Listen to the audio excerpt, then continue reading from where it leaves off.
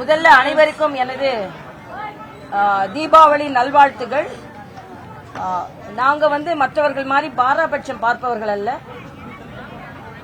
அனைவருக்கும், குறிப்பாக தமிழக முதலமைச்சர் அவர்களுக்கும், தமிழக முதலமைச்சர் அண்ணன் ஸ்டாலின் அவர்களுக்கும், தமிழக துணை முதலமைச்சர் தம்பி உதயநிதி அவர்களுக்கும் எங்களது தீபாவளி வாழ்த்துக்களை நான் தெரிவித்துக் கொள்கிறேன். அவங்க ஒப்புக்கொள்ளாவிட்டாலும் ஒப்புக்கொண்டாலும் அவர்கள் அடிப்படையில் இந்து மதத்தை சார்ந்தவர்கள். நாங்க அவங்கள மாதிரிலாம் நம்பிக்கை உள்ளவர்களுக்கு மட்டும்தான் வாழ்த்து என்று சொல்ல மாட்டோம். உதயநிதி அவர்களை நான் கடுமையாக கண்டிக்கிறேன்.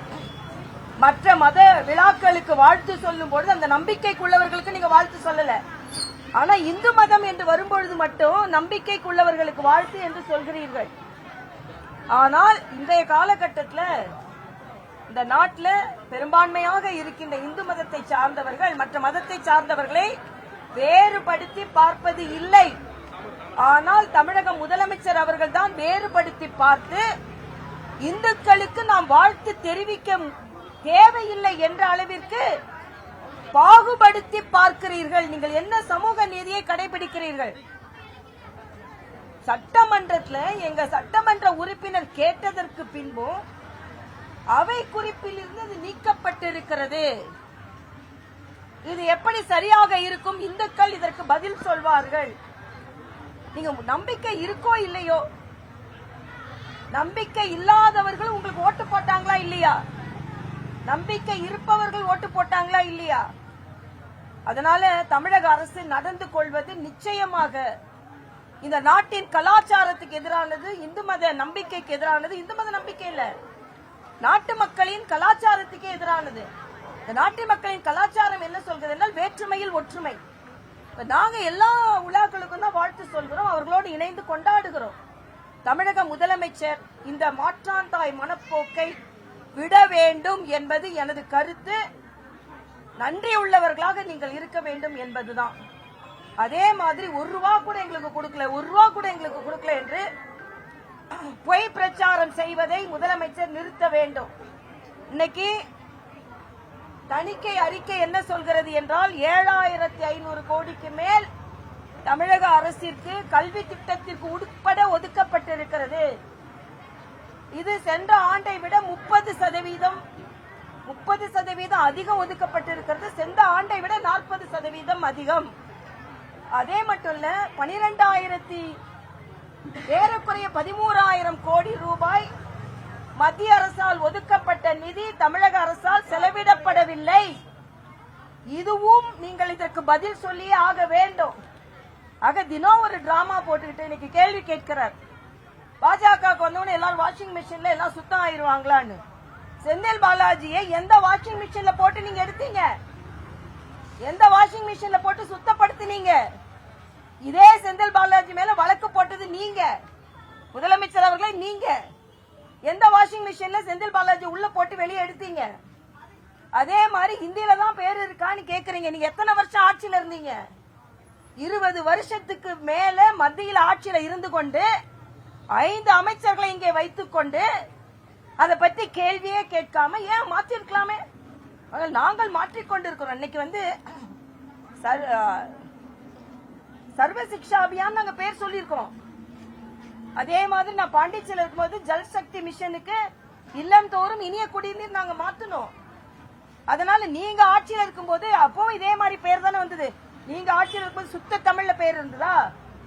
தமிழில் மக்களுக்கு புரியக்கூடிய பேர் இருக்க வேண்டும் என்பதில் எனக்கு எந்த மாற்று கருத்தும் இல்ல. இன்னும் சொல்ல போனா புதுச்சேரியில ஆட்சியில் இருக்கும்போது அதுக்கான தமிழ் மொழியில எல்லாத்தையும் மாற்றம் செய்தோம் நாங்க. அதனால சும்மா பேசிக்கொண்டே இருக்கிறது, கேள்வி கேட்டுக்கொண்டே இருக்கிறதா உங்களுக்கு தெரியும். இன்னொன்றை சொல்கிறார், இரும்பின் தன்மையை தொன்மையை நாங்கள் சொன்னோம், அதை என்ன வெளியிடலன்னு. நாடு முழுவதும் ஆராய்ச்சிகள் சென்று கொண்டிருக்கிறது. நிச்சயமாக தமிழின் தொன்மை இன்னைக்கு சொல்ல போனா கீழடி யாரு? கீழடி அகழ்வாராய்ச்சிக்கு யார் காரணம்? மோடி காரணம். மோடி வந்த பிறந்தான் அதுக்கு பணம் ஒதுக்கினாரு. நான் என்னோட ட்விட்டர்ல போட்டேன். மரியாதைக்குரிய நிர்மலா சீதாராமன் அவர்களும் அன்றைய சுற்றுலாத்துறை அமைச்சரும் அதை ஆரம்பிச்சு வச்சாங்க. அப்ப கருப்பு கொடி காண்பித்தவர்கள் இவர்கள். ஆனா எங்களை பொறுத்த மட்டில் தமிழின் தொன்மையை வெளிக்கொணர்வதில் மரியாதைக்குரிய பாரத பிரதமர் தான் முதன்மையானவர் என்று தெரிவித்துக் கொள்கிறோம். அதனால சும்மா நீங்க கேள்வி கேட்டுக்கொண்டே இருந்தால் அதுக்கு பதிலடி கொடுப்பதற்கு எங்களுக்கு தெரியும். ஆனா நாங்க கேட்கிற கேள்விக்கு உங்களால் பதிலடி கொடுக்க முடியாது.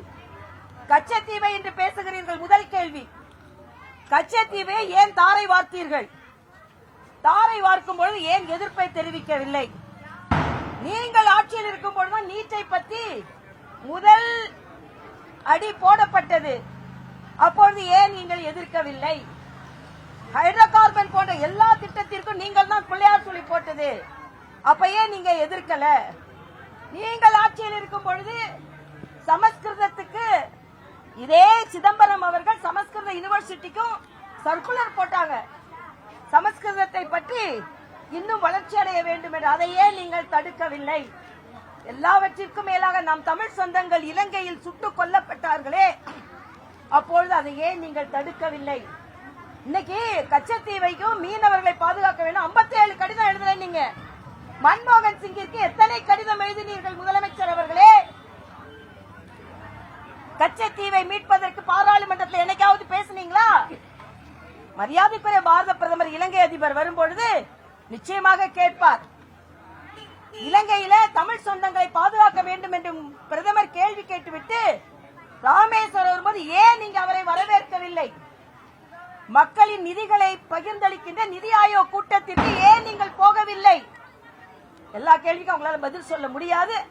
அதனால் இந்த தீபாவளி, அடுத்த தீபாவளி தேசிய ஜனநாயக கூட்டணி வெற்றியோடு நாங்கள் கொண்டாடும் தீபாவளியாகத்தான் இருக்கும். அப்பொழுது பாராபட்சம் இல்லாமல் எல்லோருக்கும் வாழ்த்து சொல்லுவோம். தமிழகத்தில் எல்லோரும் வாழ வேண்டும் நாங்கள் நினைப்போம். இன்னொன்று, டாஸ்மாகை வைத்துக் கொண்டு டார்கெட் போட்டிருப்பாங்க. இந்த தீபாவளி வெடிக்கும் தீபாவளியாக இல்லாமல் குடிக்கும் தீபாவளியாகத்தான் இருக்க போகிறது. ஆக முதலிலே டாஸ்மாகை கட்டுப்படுத்துங்கள், தாய்மார்களை வாழ வையுங்கள் என்று நான் கேட்டுக்கொள்கிறேன்.